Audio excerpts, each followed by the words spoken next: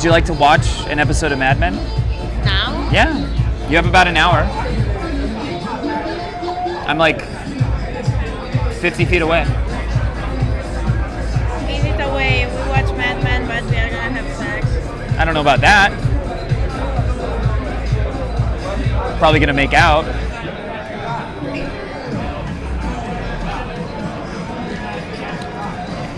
have time. It's this way.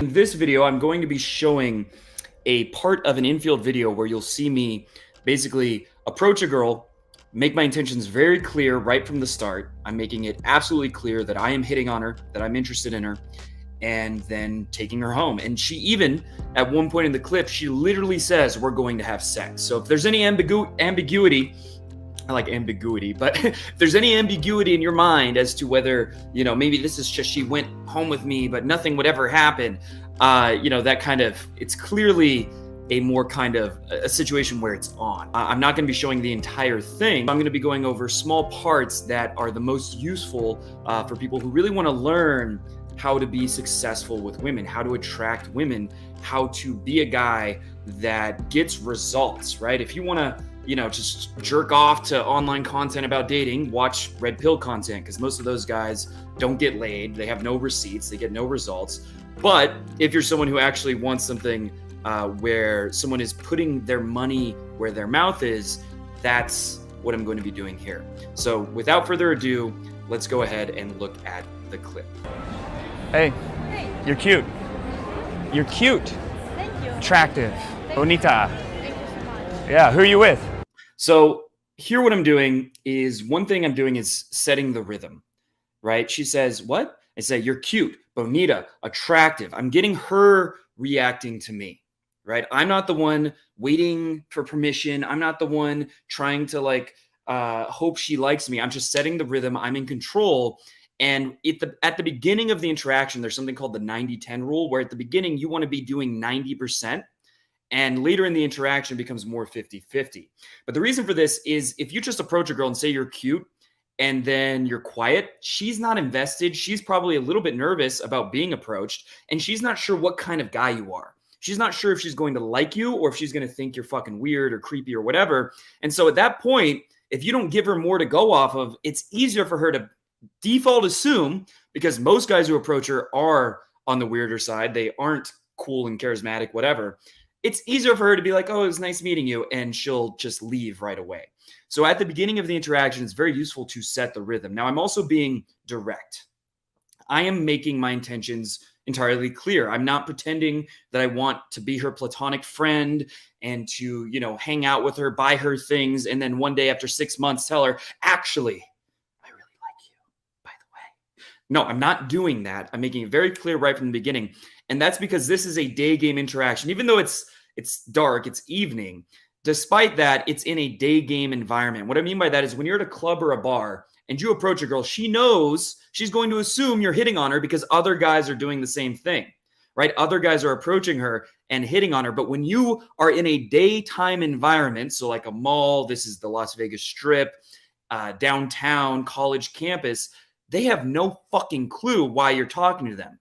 If anything, they're going to assume that you're a salesman, that you're trying to sell some like Scientology shit, right? Or that maybe you're even homeless. Those are the default categories. You don't want to be in any of those categories. So when you let her know, I am approaching you because I'm interested in getting to know you. I am interested in you. Now, it could be because I think you're attractive. It could be less direct than that, more just complimenting her style or something about her energy, the way she carries herself, whatever. You need to make it clear that there is a premise. That's the Todd V term, which I think is a pretty good term.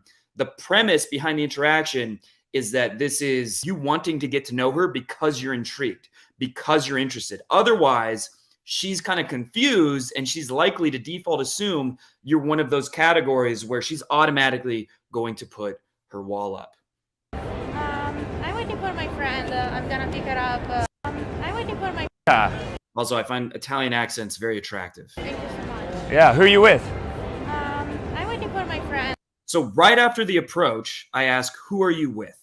Now, this is very important because, look, a girl by herself is the ideal situation, right? That's great. If she's by herself, there's not the obstacle of having to, like, a girl's probably not going to leave her friend to go home with you after you just met her. It's difficult to do, especially in a daytime situation. And most girls, when they're by themselves, they're not actually by themselves. They're about to meet a friend, or they're waiting for their boyfriend, or whatever. It's important to find out the situation so you know the best way to proceed. But if she says, I'm waiting for my boyfriend, well, then, I mean, you could go for the number if you want, but it's probably not going to go anywhere. And in this case, I don't have to meet my friend for like a couple hours. Okay, now I know it's a good idea to go on an instant date, to like get a drink with her or something, and then to potentially go for the pool. Now I have information as to what's the best way to deal with the situation. You do not want to ignore that. I'm gonna pick her up. So not boyfriend. That's good. No, just with So there's hope. By the way, so there's hope. That's just a line. I heard a Russell Brand interview where he said that, and it just came to my mind. It wasn't a canned line. It wasn't something I planned on saying. But a lot of game, what it should be is just you're free flowing, right? Just things are coming to your mind through free association. And they're not always 100% of the time going to be witty or good or whatever. But when you're not, like when you don't have the brakes on, you're not overly looking for the right thing to say, and you're not trying to be overly logical, and you're like, how do I make her like me? And you're just shooting the shit. You're just vibing. You're just letting whatever comes out come out. Then you end up saying things that are a lot more witty. You come across a lot more authentic. You have a lot more fun. And then women feel it's much easier for them to connect to you on a level of intimacy, right? To feel a real connection with you rather than you're just trying to do something or manipulate them, right? Women are very careful. They're very concerned about a guy who has an agenda, a guy who is trying to get something from them. And when you're just free flowing, just saying what comes to mind, and you still have a general idea of, I do want to move things forward. But when you're not overly structured and overly, filtered, then your interactions are going to be 1,000 times smoother and more charismatic. For me. So you're meeting a friend? Yeah, I have to pick up at the airport in a couple of hours. Oh, so you're just like walking around while you wait? Waiting for her. Yeah. Yeah. What's your name? Avery. Leah. Terrible. My white boy Spanish. Where are you from? I'm actually Italian, but okay. Oh, what? They're similar. Yeah. They're close. Yeah. So when she says, I'm actually Italian, you could take that as a challenge or as a negative thing. But that's not what I'm doing, right? When a girl gives it's a very small, but a shit test. If you like, oh no, did I fuck up? Did I make a mistake? How do I, apologize? Generally, what you want to do is just not take it too seriously. So I'm still having fun. Oh, what? Right? I'm just having fun, being enthusiastic, and basically treating what happened as it's clay in the interaction. It's not something to get rigid and to get afraid of, right? So shit tests are not a bad thing. So how long are you here for? Just a couple of days. So just a short but intense romance is all we have time for? So kind of cut out, but that's a very bold line. It's one that I like a lot. We just have time for a short but intense romance. So it's kind of, it's not too serious. It's a little bit, you could even say it's a little bit cheesy, but it's a way of showing intent in a way that's fun and playful, right? It's a way of making the interaction more sexual, but without making it serious and like, now it's time to start talking about sexual stuff. How do I turn her on by talking about her titties? It's not that frame. It's a more playful, carefree kind of way to do that. And if you want to make things sexual, that's the way to do it in a way that's fun, almost even humorous, not like, all right, it's time to stop being friendly. It's time to get sexual.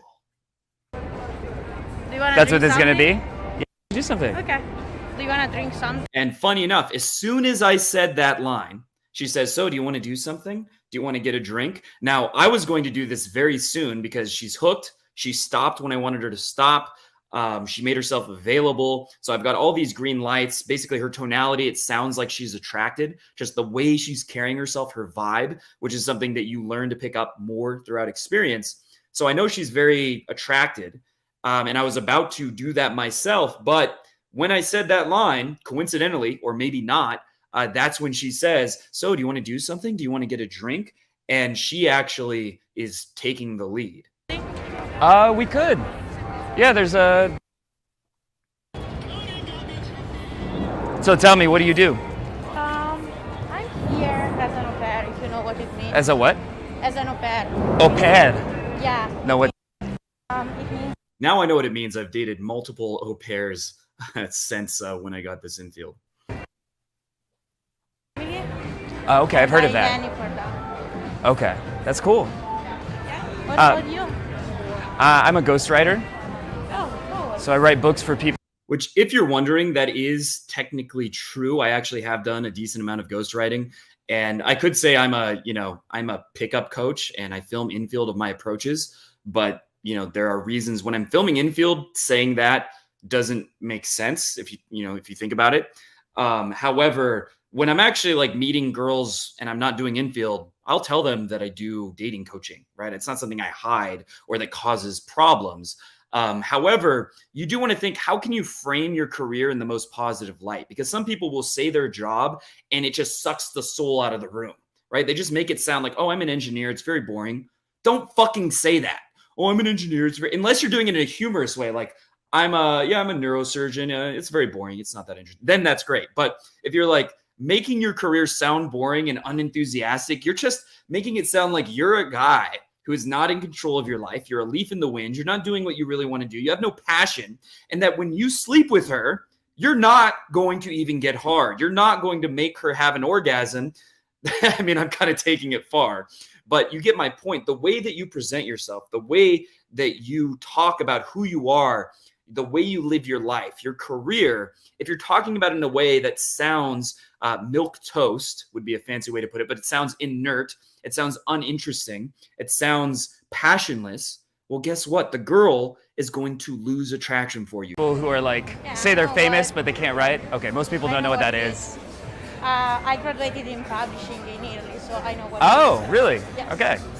And I was going to say, so the last two Italian guys I met made me wonder about the culture there. This is free association, right?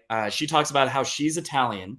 And just by the way, if you don't know, free association is basically any good conversation, any conversation where you basically lose your sense of time, you get fully immersed in what's happening. You're just having an incredible amount of fun. It is from free association. It's not where you're running a script. It's not where you're being logical. You're just freely associating. You're just bouncing off of whatever the other person tells you and coming up with associations. But she's talking about how she's Italian. And I had recently met two Italian guys who, well, you're going to hear it, but they had a very interesting lifestyle. And so I just start talking about that. I'm not trying to control the conversation. I'm just free flowing. I don't know if these guys were just weird or if it's a difference, but there were two guys and we together. Shared. So it kind of cuts out, but what I'm talking about is how these two Italian guys, they said, we share women. We have devil's threesomes. And I'm like, is that normal there? Or is that these two guys are just weird? It's something that is just interesting. It's something that is definitely, you're leading the conversation in a sexual direction. Generally speaking, that's the way you want to keep the conversation going, just with free association, just with things that are coming into your mind, as opposed to being overly controlling and overly logical. So, and is that normal there for devil threesomes, or are they just weird? No, they were weird. They were weird? Yeah, I've never heard of it. Yeah, they said they were talking about it all night. Like, that's our bro bonding experience. That's how we get. No, that's not something like that. I can't say I've ever done that personally. So that's part one of this infield. It's about 50 minutes in total, and I'm not going to show the whole thing on infield, but I'm going to show a little bit more of the actual date. I'm going to show a little bit more of the part where she mentions, like out loud, that the idea that we're going to have sex later. And it's a really good infield that shows what a solid interaction where you're free flowing, you're having a good time, you're having fun, but you are making sure to take the lead and move things forward. You're not getting yourself stuck into the friend zone. This is a great example of what a solid pull looks like. So I'm going to show a little bit more of this in the coming days.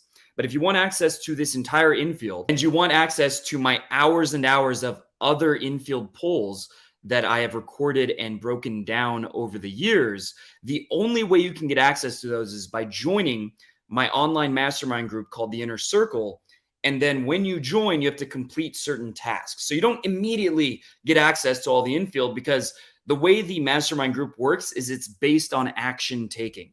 It's based on going out, approaching women, meeting girls, improving your online dating, all of those kinds of things, and actually leveling up and getting results. So if you're just there to consume content and be passive, then you won't get access to the infield. And I don't recommend that you join the group. You'll actually be kicked out if you don't pass certain challenges within a certain amount of time. But if you're someone who likes the idea of being in a community where it's entirely based on taking action and getting results, and people who do are rewarded and people who don't get removed, then you can click the link below to learn more.